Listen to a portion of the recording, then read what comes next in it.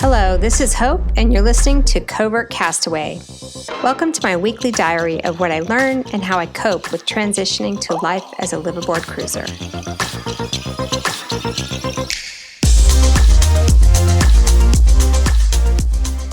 How on earth are we ever going to be able to afford to quit our jobs and live on a boat?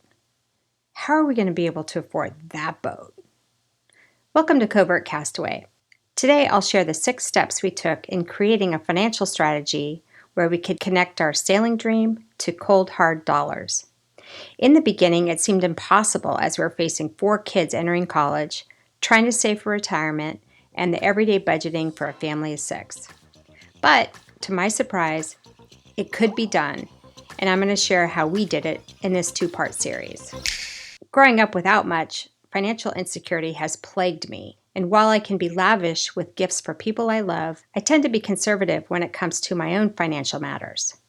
My process for anything of financial substance is to parkour my way through the numbers 9 ways to Sunday until I satisfy myself that even in the face of an apocalypse, I can feed my family. We've met and read about many cruisers who aren't burdened by such mental hopscotch, but I am not one of them. When we began to wonder what it would actually take to have a live-aboard lifestyle, objections and obstacles hurled through my brain like a meteor shower. I ordered the book World Cruising Destinations, but just flipping through the pages, I get slammed back to earth by all the work I had to get done by Monday and the thought of kids going to college. What am I doing? This is crazy. That was me. Luckily, my husband has an imagination bigger than mine, and we always ended up wandering back to the Book of Destinations and also wondering if we could afford it, like ever. Sailing was once a retirement plan, something way off in the distance. As I mentioned before, we had an experience that made us realize how delicate and precious time was and the reality of our bodies aging by the minute. We started to ask ourselves what it would take if we wanted to leave tomorrow. Shifting to that mindset helped us break through the mental hurdle of doing the hard work of figuring out a financial plan, and suddenly everything became much more tangible. We were optimistic about leaving once all the kids left for college, but I needed more than optimism and hope that things would work out in the end financially.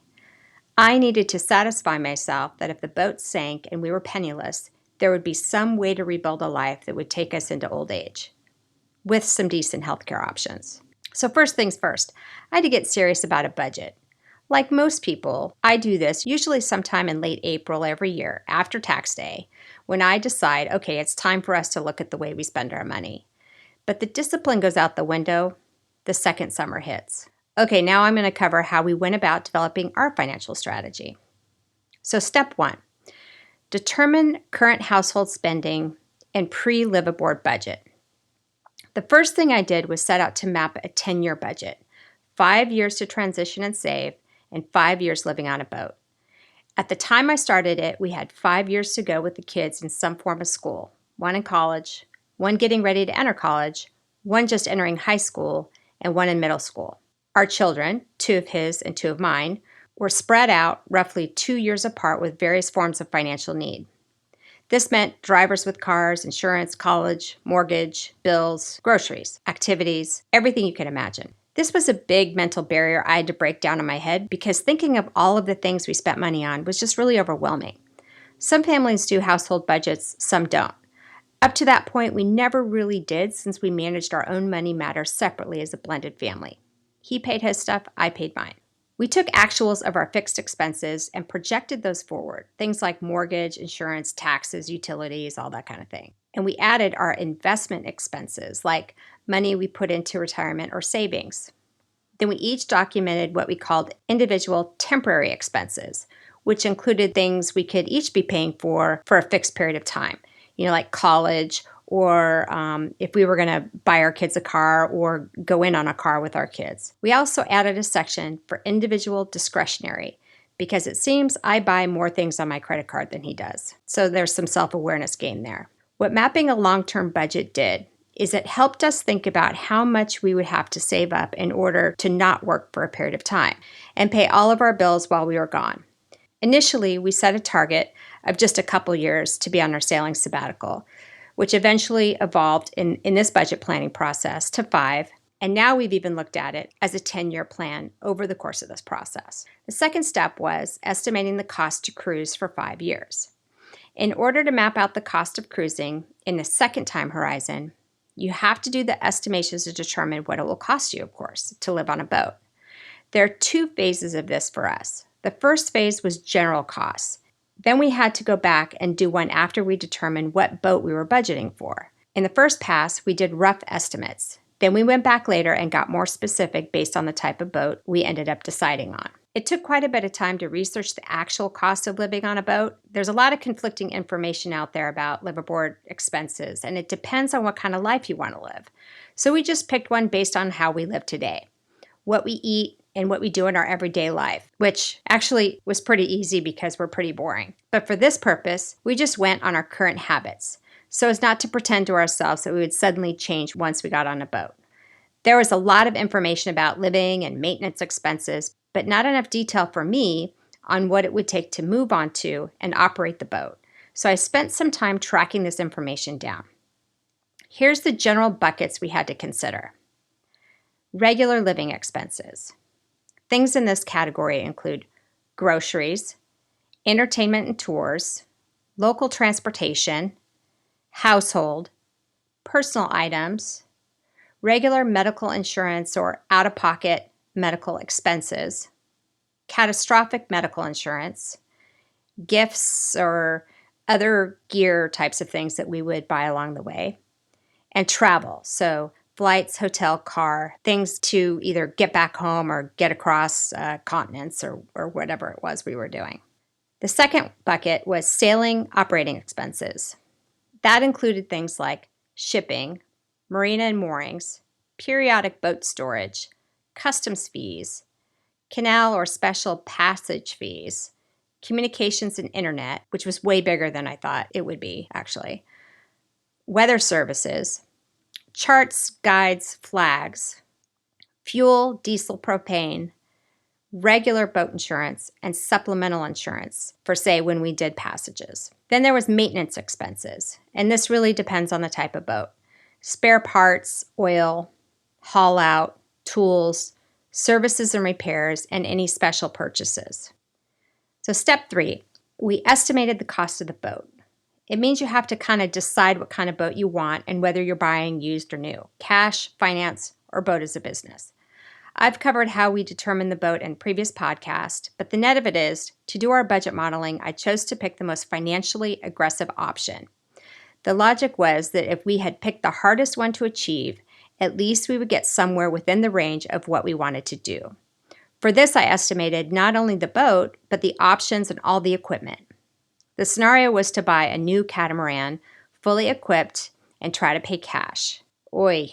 First, there's estimating the initial cost of getting onto a new boat and undocking the lines. A caveat. This is our own scenario estimating for a new catamaran, so the budget, of course, here will vary, but just so there's some kind of comparison. I'll do a whole podcast about outfitting separately, but here are the general categories for now. For the boat, base cost of the boat, manufacturer options, depending on the boat, these are more or less included. Broker options, additional commissioning, rigging, outfitting, installation, things like that. Other major equipment like sails, customizations, hull treatments, dinghy, spares. Transit and commissioning fees on top of everything else, even if you're picking up your boat at the boatyard. These are costs that get the boat lifted into the water. Personal sailing equipment, life jackets, safety equipment, first aid, etc. Household things like tools and recreation equipment, dishes, linens, paddle boards, things like that. Registration and any additional flag fees that you have to pay upon the initial sale of the boat. Sales tax, initial insurance fees, legal and accountant fees. We didn't budget for this in the beginning, but I would definitely say to budget for this because you're going to want advice that you may not have ever thought that you needed advice on before. Like, do you put the boat in an LLC, or what are some tax implications of a particular option you might be looking at? Travel costs to visit the factory, travel costs to visit your dealer or commissioning agent or other suppliers, including hanging out during the commissioning process. You'll want to be there in person for that. Shipping costs for anything you want to take with you. We do know people who packed a container and had the container shipped. Packing boxes or flying with a lot of suitcases is also an option. Step 4, determining best and worst case scenarios for re-entry. What I also wanted to estimate is what we would need to do to eventually come back to living on land, assuming at some point we would want to come back. It caused a lot of discussion about what we do with the house, sell, rent, etc., and what a Pandora's box that was, and I've already done a couple podcasts on that topic. I'll keep this a little bit more bounded to the financial nuts and bolts. First of all, I wasn't going to sell the house to buy the boat. We live in California, so the house is the retirement plan. To really understand the long-term implications of the house decision, I needed to map out various options. Try for a moonshot to pay off the house and rent it. This would give us good rental income while we were gone and fund us for an indefinite period of time. And it would also involve a miracle dropping from the sky. But hey, I had to look at it. Keep the house indefinitely at current fixed expenses. Explore different mortgage rates and potential for refi. Rent the house to cover expenses. Sell the house, put the money in investments, figure out where to live later. Sell the house, downsize, buy a condo, rent the condo, and then options for returning to the condo later, which included a condo in an exotic place where we might want to live later, with a boat dock. For each of these, I mapped assumptions: equity potential over time, taxes, deductions, and implications of rental income, etc. Doing this, I was able to bring to light questions I didn't consider before, like turning the house into a rental property and the capital gains implications of that after 3 years. I was also looking at an aging adjustable rate mortgage that was stupid low, but at this time, the mortgage rates looked to be trending upwards. And because of the adjustable, the decision was time sensitive as well. I'll be honest, this exercise took months, and my accountant and realtor friends nearly fired me for all the questions I asked them on this matter. Anyway, this helped us make a decision on what we could do with the house and what made most logical sense for our personal situation. This was super helpful and took the constant emotional flip-flopping off the table, but was very, very time-consuming. The net of it was converting my existing property to a rental would not be the best leverage for our money or our objectives. The rental rates on the property were high, but the expenses were also high, so it didn't give us much cash flow. Also, the property had nearly doubled in value over the 20 years, and there just wasn't much more headroom. As we started to see a recession on the horizon, that would limit our options later, because we would be forced to hold onto the house for potentially another 8 years. Step 5, creating your financial strategy assumptions.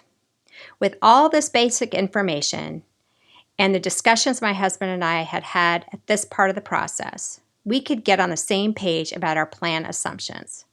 With all the basic costs mapped out on what we were actually going to need to spend money on in the pre-liveaboard timeframe and what it would take to live on the boat for a 5-year period of time, we were able to have discussions about where we might want to cut expenses to save, whether it made more sense to buy a used boat or switch to a monohull for cost purposes, or rethink our entire plans. It took us some time to get through all the topics and get on the same page, but this was time well spent. For couples who've been together for a while, perhaps this would come more easily. But my husband and I were together 10 years as a remarried couple with a blended family. So up to this point, we managed all our money separately, like I mentioned before. Now that we had the basic assumptions mapped out and our priorities set, for example, we would rather have the option of more time on the boat and figure out how to augment our income than cast off for a shorter amount of time and not think about work at all. It was important for us to be clear on our priorities when it came to things like this.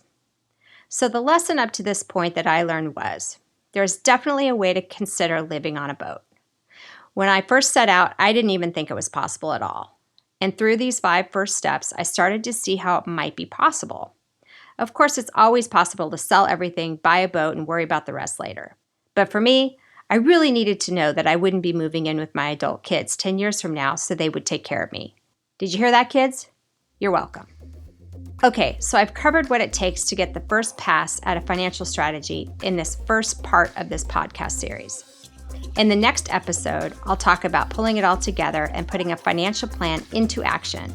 So make sure you subscribe and look out for the next episode. Thank you for listening. If you like this podcast, please subscribe, like, or share with another Covert Castaway. Fair winds for now.